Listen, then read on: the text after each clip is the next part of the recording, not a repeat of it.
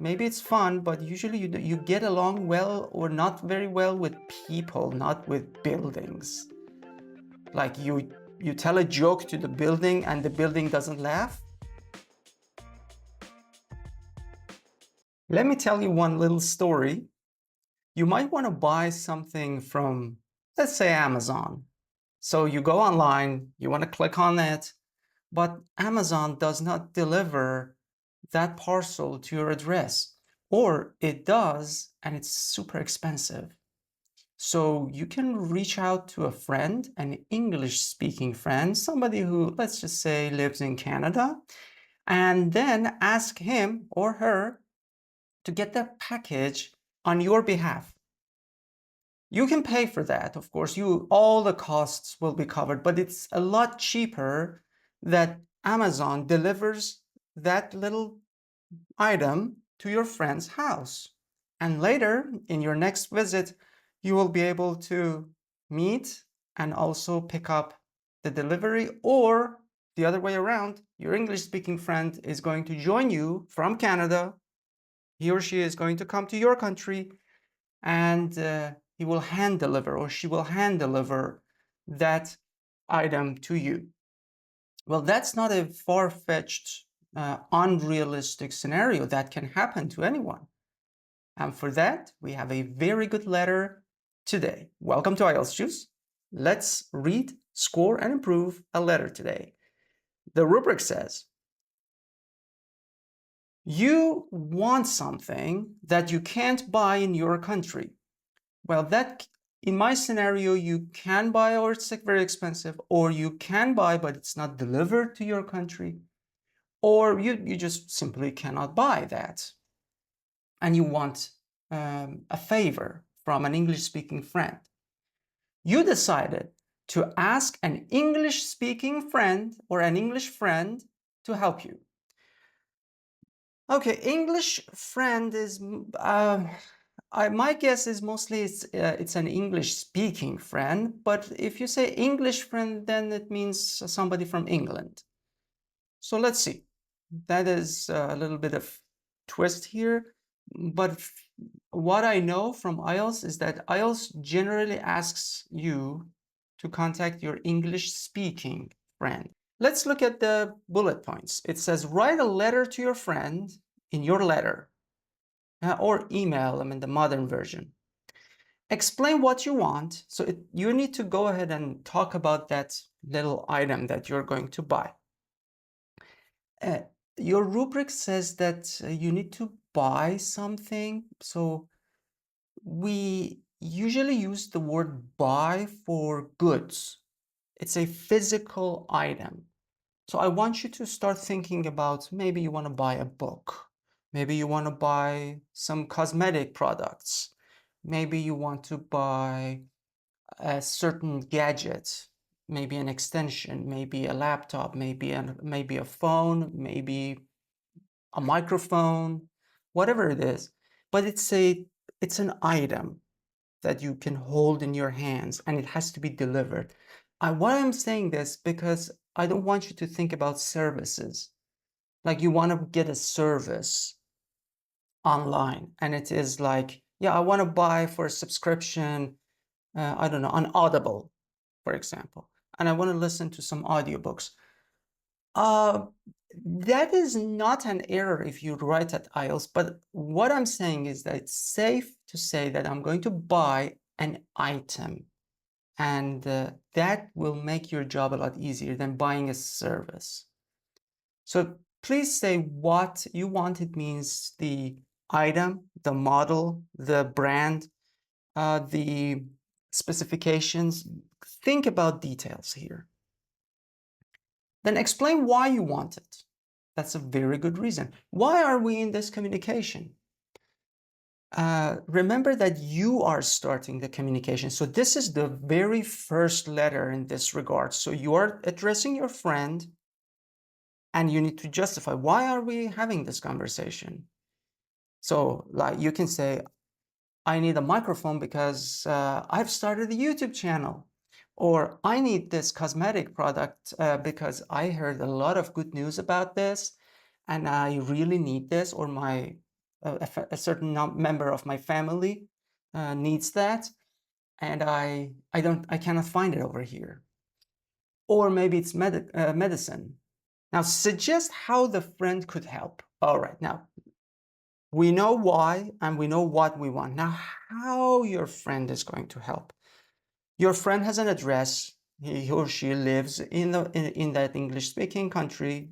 Maybe it's England, maybe it's somewhere else. And then you go ahead and tell him that all you need to do is just to tell me what your available times, and I will tell the delivery to hand deliver it to you over there. And once it's there, all I want you to do is to store it somewhere, put it away, keep it there for a period of time. So when we are planning to meet each other on this day, so I can collect it from you. Things like that. But that is also the part that, all right, that says to your friend, the responsibility is all on you, and your friend just needs to look after it until you can make yourself available at that location or at any location, or both you guys meet and you can collect the parcel and the item. Anyway, enough talking. Let's look at the candidate's response. Dear Simone, or Simon, hope you're getting on well with your new flat in London. So your English friend lives in London from England, and that makes sense. To get on well with your new flat, that's a weird structure. Maybe it's a friendly letter, so maybe it's fun, but usually you get along well or not very well with people, not with buildings. Like you tell a joke to the building and the building doesn't laugh? Okay. I've got a huge favor and I hope you don't mind. That's a good opening. I like it. Without boring you with the details, I need original version of Hamlet book by Shakespeare. The original version? Is it the original one kept in the British Museum? I had made my best efforts to find this masterpiece here, but it was unsuccessful. All right, I get that part. Good. Therefore, I'm thinking that you certainly could find it there in any bookshop. Okay, it's not the original. Maybe you want to say like the first edition of this dated back in that year, or the non-translated version. You basically need the original copy of the very original one, not the one kept in museums. Anyway, please take everything with a grain of salt here, because I really don't know if the original book of Hamlet is kept in the British Museum or not. My final project in our classic literature course is psychological analysis of main characters of this book. Whoa, that's something. All of a sudden it changed. Now we're looking at it through a scientific, academic approach. Whoa, I mean, the tone changed. Nothing bad, but this is real.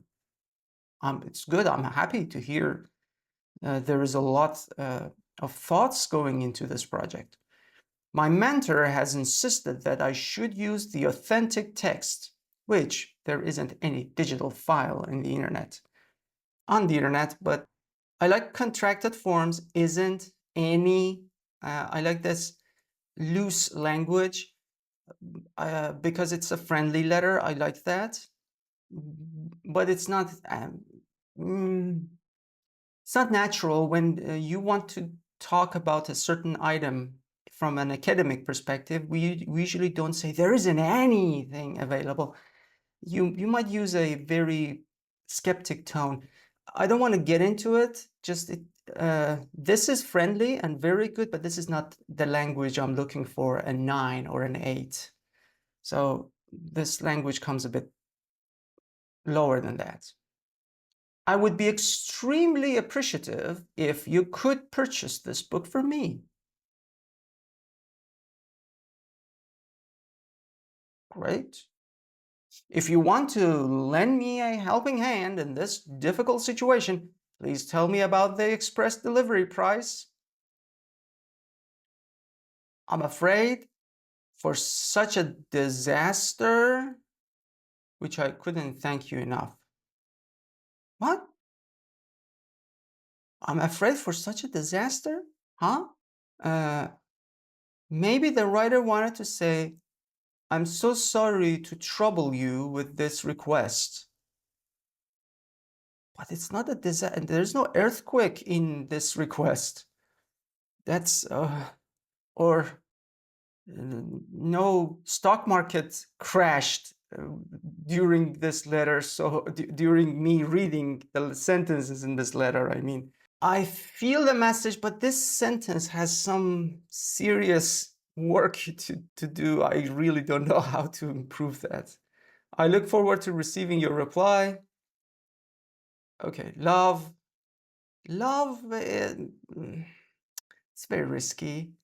Love is usually for romantic connections or very close, intimate friendship relationships. Really? You have this level? I'm not judging. I'm not saying it never happens. I'm just saying be careful. Maybe that your valediction doesn't fit the context. In my case, right now, as I am reading, it doesn't fit to say to ask a friend for this favor, and at the end you just say love. It's better to say something like kind regards, best of luck. I don't know, some simple.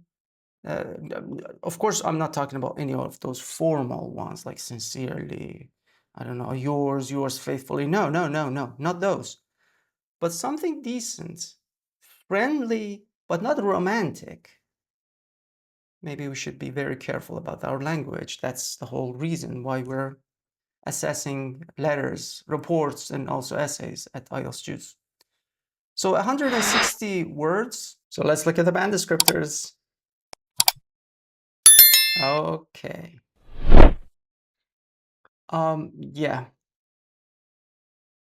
As for, I'm afraid, disaster was the word that I truly still don't know what happened. You see, all the other elements were accurate. I didn't see many errors. There were just occasional errors, but the quality of the error was so damaging that it brought the score to 5. And also for grammar, we had something, the message was not there.